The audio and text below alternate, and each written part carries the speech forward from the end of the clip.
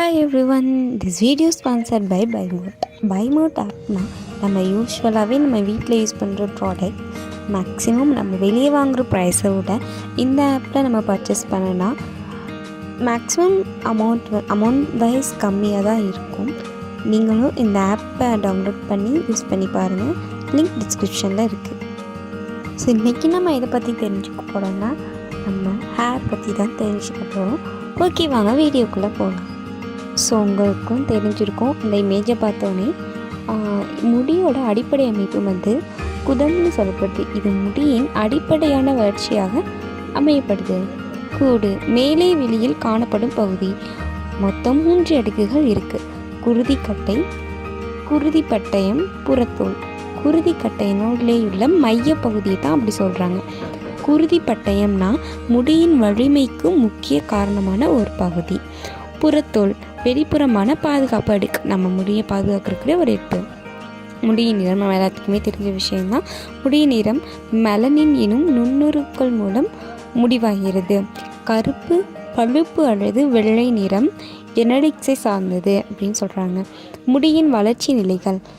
அனஜன் வளர்ச்சி நிலை 2 முதல் 7 ஆண்டுகள் இருக்குமா. கேட்டஜன் இடைநிலை 2 வாரங்கள்.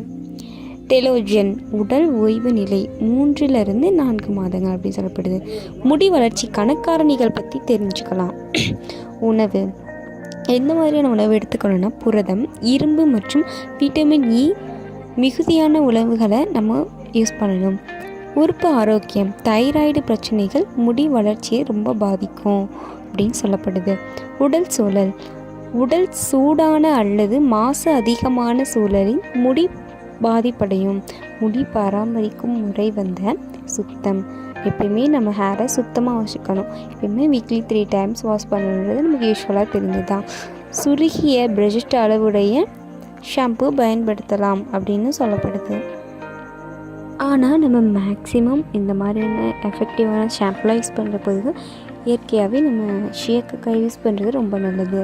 தேவையான எண்ணெய்களை நம்ம கண்டிப்பாக யூஸ் பண்ணணும். தேங்காய் எண்ணெய், கஸ்டர்ட் எண்ணெய் அல்லது ஆமணக்கு எண்ணெய் சொல்லுவாங்கள்ல, அந்த மாதிரி இயற்கையான எண்ணெய்களை தான் நம்ம யூஸ் பண்ணணும். வாரம் 2 முறை தேய்த்து சிறிது நேரம் கழித்து நம்ம குளித்தா நமக்கு முடி ஹேர் ஃபால் ஆகாமல் இருக்கும் அப்படின்னு சொல்கிறாங்க. உலர் முடியை பராமரிக்க, முடி வளர்ச்சி இல்லாமல் வைத்துக்கொள்ள எப்பயுமே நம்ம முடியை வறட்சி இல்லாமல் வச்சு கொள்ளணும். ஈரப்பதமான பொருட்களை அதுக்காண்டி தான் நம்ம யூஸ் பண்ணணும்னு சொல்லியிருக்காங்க. அத்துடன் கத்தளை ஜெல்லையும் நம்ம பயன்படுத்தலாம். தினசரி கவனிப்பு ரொம்ப முக்கியம். முடி கூர்மையான பொருட்களால் துவைக்க வேண்டும்.